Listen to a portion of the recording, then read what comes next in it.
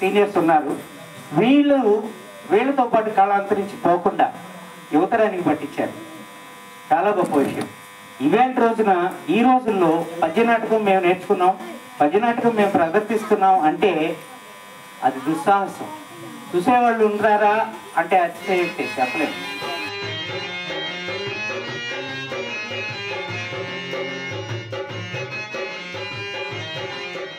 ఉషా కిరణ్ సంస్థల అధినేత senior artist గారు, హనుమాన్ చాలీసా సంకీర్తన గారు, ఉషా కిరణ్ శ్రీనివాసరావు గారు కావాల్సిగా కూర్చున్నాం. ఎందుకంటే వీరి గురించి నాకు మధుసూదన్ రెడ్డి గారు చాలా చక్కగా చెప్పారు. ఎందుకంటే కళారంగానికి ముందుండి సేవా కార్యక్రమాలు నిర్వర్తించడం వారు ముందుంటారు. అమ్మా మీరు ఎందుకంటే కళాకారులందరూ రావాల్సిందిగా కూర్చున్నాం.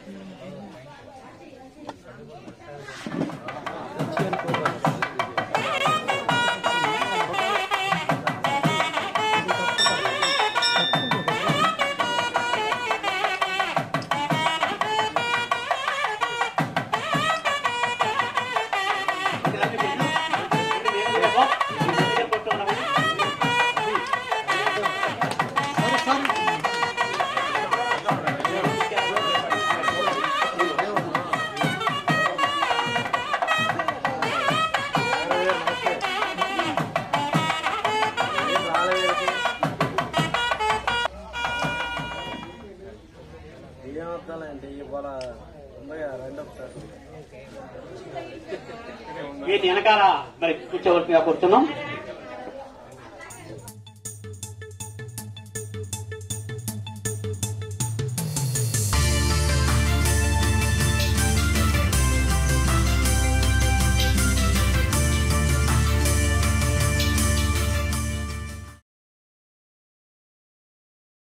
ఉషా కిరణ్ విద్యా సంస్థల అధినేత 25 సంవత్సరాలు మరి విద్యాలయాలు నడిపి కళారంగానికి ఇప్పుడు అంకితమయ్యారు. మన వెదురు వెంకటరెడ్డి గారికి వారు చాలా పరిచయం, కానీ ఇద్దరికి మధ్యలో గ్యాప్ రావటం వల్ల గుర్తుపట్టలేకపోయారని ఇప్పుడు నాకు చెప్పారు.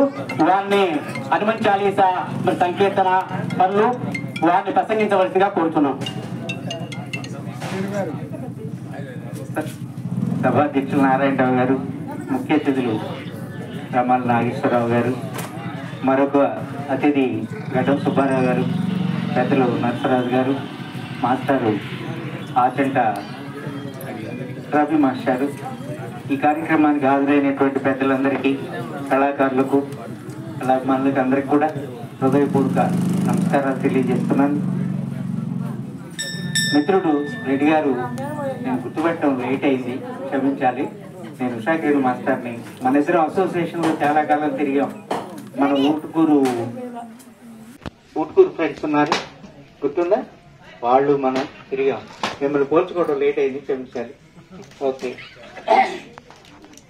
ఇప్పుడు ముఖ్యంగా ఇవాళ రోజున ఉగాది పర్వదినాన మనల్ని అందరినీ ఇక్కడకు సమీకరించి షడ్రుచులకు సమ్మేళనంగా ఉగాది పచ్చడి అందించి స్వామివారి కళ్యాణాన్ని కన్నుల విందుగా చూసే భాగ్యాన్ని మనకు కల్పించి, జనరల్గా ఉగాది అనగానే కవులకు, రచయితలకు, కళాకారులకు సన్మానం చేయడం, కవి సమ్మేళనాలు నిర్వహించడం అనాదిగా మనకు వస్తున్నటువంటి ఆచారం.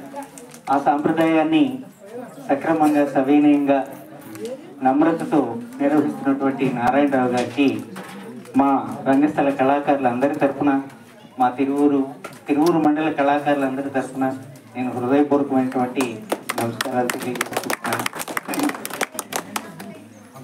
రెండవది, మరి ముఖ్యంగా రెండు విషయాలు చెప్పుకోవాలి. సహజమైనటువంటి కళలు పద్యనాటకం కానివ్వండి, సాంఘిక నాటకాలు కానివ్వండి, జానపద నాటకాలు కానివ్వండి, ఇవాళ ఉన్నటువంటి చలనచిత్ర పరిశ్రమ యొక్క హోర్లో, మరి టీవీ సీరియల్స్ యొక్క హోర్లో వెనకబడిపోతూ ఉన్నాయి. మరి సజీవ కళ రంగస్థలంలో ఇప్పుడు ఈ ధర్మరాజు పద్యాలు పాడినటువంటి రాజు గారు ధర్మరాజు వేషంలో వచనం చెప్పుకుంటూ పద్యాన్ని 2.5 శృతులు చదువుకుంటూ అభినయం చేస్తారు. అది సజీవ కళ. దాన్ని రీటేక్ చేయటం కానీ, మళ్ళీ ఇంకొకసారి చెప్పండి అనడం కానీ ఉండదు. ఒకసారి ప్రిపేర్ అయ్యి 100% ప్రేక్షకులను సమ్మోహనం చేస్తారు.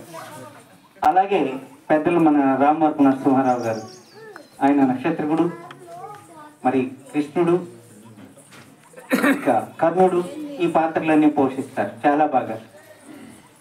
మరి మా ప్రసాద్ గారు అందరికంటే చాలా వెనుగ్గా ఈ రంగస్థలంలో ప్రవేశించినప్పటికీ అందరినీ అధిగమించి ఉన్నతమైన స్థానానికి వెళ్ళారు. అది చాలా సంతోషకరమైనటువంటి విషయం. దుర్యోధనుడు ఒకసారి లేచి నిలబడండి, మిమ్మల్ని పరిచయం చేస్తాను సార్. రామవరపు ప్రసాద్ బాబు గారు దుర్యోధనుడు క్యారెక్టర్ ఎన్టీ రామారావు గారు కనపడతారు మనకి అక్కడ. వచనం కానీ హావభావాలు కానీ ఎన్టీ రామారావు గారి పద్యం ఎవరు పాడాలండి? ఘంటసాల గారు కానీ, రామకృష్ణదాస్ గారు కానీ, పిఠాపురం కానీ, మాధవపతి గారిని పాడాలి. కానీ మాకు ప్రసాద్ బాబు గారు స్వయంగా పాడుతుంటారు. తర్వాత రామారావు గారు, భీమాల రామారావు, దయచేసి నిలబడండి సార్. ఈయన దాదాపు 70వ దశకంలో ఉన్నారు. షణ్ముఖ ఆంజనేయ రాజు గారు ఎలా పాడతారో అలా పాడతారు. ఆయన ఇలాంటివి కూడా షణ్ముఖ ఆంజనేయ రాజు గారు పౌరాణిక నాటక చక్రవర్తి బిరుదాంకితులు. ఆయన పాడిన రాగాలు కానీ, ఆయన పాడినటువంటి ఆయన పద్యాలాపంలో వేసినటువంటి గమకాలు సంగతులు కానీ అనితర సాధ్యం. ఏవి సుబ్బారావు గారు కూడా పాడలేరు. రాజుగారు పాడినటువంటి బాణి ఆ సంగీతాన్ని మరొకరు ఎవరు రంగస్థలం మీద పాడలేదు, రామారావు గారు తప్ప. కాకపోతే ఇవాళ మేము చేసిన పొరపాటు ఏంటంటే బాక్స్ తీసుకొస్తే చాలా బాగుండేది. హార్మోనియం మా కళాకారుల తరఫున 1 లక్ష రూపాయలు పెట్టి కొన్నాం.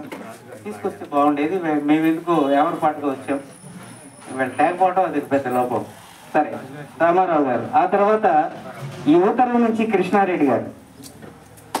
ఈయన అర్జునుడు పేటెంట్ చాలా చక్కగా పాడతాడు. ఇంకొకటి తిరువులో కళాకారుల సంఘం అనేది ఒకటి నిలబడిందంటే ఆయన చదువే. ఒక కార్యక్రమం జరుగుతుందంటే మేము వేదిక మీద తీస్తే వచ్చి కూర్చొని 4 మాటలు చెప్పడం, కార్యక్రమాన్ని ఎలా నిర్వహించాలో రాసుకోవడం, 2 నిమిషాలు మేము చాకౌట్ చేసుకుని చేసే వరకే తప్ప నిజ కార్యనిర్వాహకులు అంటే మా కృష్ణారెడ్డి గారు, మధుసూదన్ రెడ్డి గారు, ఇటు రామవరపు ప్రసాద్ గారు. చాలా చక్కటి ఇది.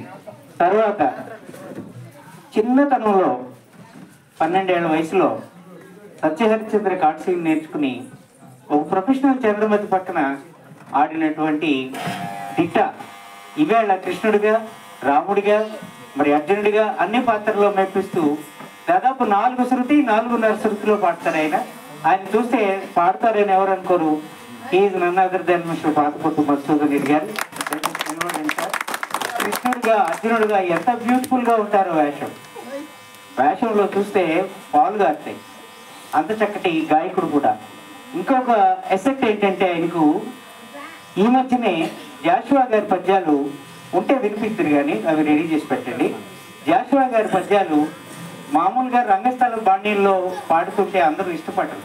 ఎందుకంటే విపరీతమైన ఊకదంపుడు రాగం పాడతారు. పద్యం 4 లైన్లు ఉంటే ఆలాపన దాదాపు 10 నిమిషాలు చేస్తారు. విసుగు అనేటువంటి ఫీలింగ్ తోటి కొంత ఇప్పుడు రంగస్థలానికి ఆదరణ తగ్గింది. ఈ విషయాన్ని దృష్టిలో పెట్టుకుని ఆయన ఆ పద్యాల్ని చాలా చక్కగా మోడిఫికేషన్ చేశారు. ఇలా ఘంటసాల గారు పాడినటువంటి పద్ధతిలో విపరీతమైన రాగాలు లేకుండా ఆ రాగాన్ని లలితంగా తీసుకుని సంగతులు శ్రావ్యంగా వినుసొప్పుగా ఉండేలాగా వాళ్ళు ప్రయత్నం చేశారు. దానికి ఆద్యుడు ఘంటసాల వెంకటేశ్వరరావు గారు, మాధవపతి గారు. ఆ బాణీల్లో చక్కగా ఈయన కొన్ని పద్యాలు ఈ మధ్యనే జ్యేష్ఠ గారు పద్యాలు చేశారు. అవకాశం ఉంటాయి, ఒకసారి వినిపించండి చివరిలో. మరి మిత్రులు రామదాస్ గారు, మరి బాబులాల, ఇంకా కొంతమంది మా భీముడు భీమాల శ్రీనివాస్, మరి జగన్మోహన్ రెడ్డి గారు, కళా కుటుంబం నుంచి వచ్చినటువంటి పాతకొట్టు జగన్మోహన్ రెడ్డి గారే కదా.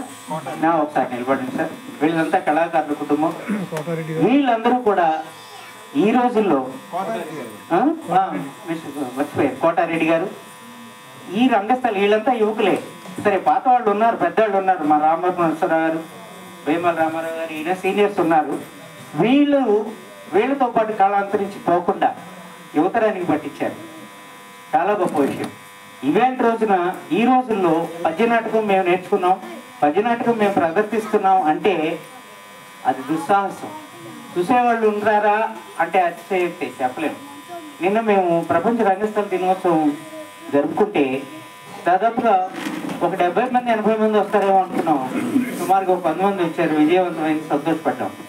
ఈ పద్య నాటకాలకు ఆదరణ తగ్గడానికి కూడా కాలానుగుణమైనటువంటి మార్పులు మనం సంతరించుకోలేకపోవటం, పద్యాన్ని ఎంతవరకు ఎంత రక్తిగా ఎంత వినసొంపుగా చదువుతున్నాం అనేటువంటిది ఒకటి మనం కలెక్ట్ చేసుకోవాలి.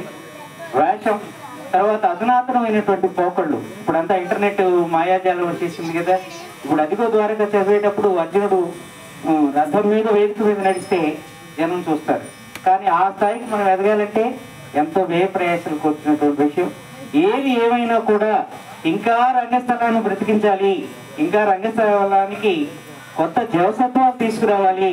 మర్చిపోకుండా ప్రతి ఒక్కరూ ఇందులో ఎంతో కొంత ఇన్వాల్వ్ చేయాలి అనేటువంటి కష్టపడుతున్నటువంటి మిత్రులు గడ్డం సుబ్బారావు గారు లేరా, మిత్రులు గడ్డం సుబ్బారావు గారికి, మరి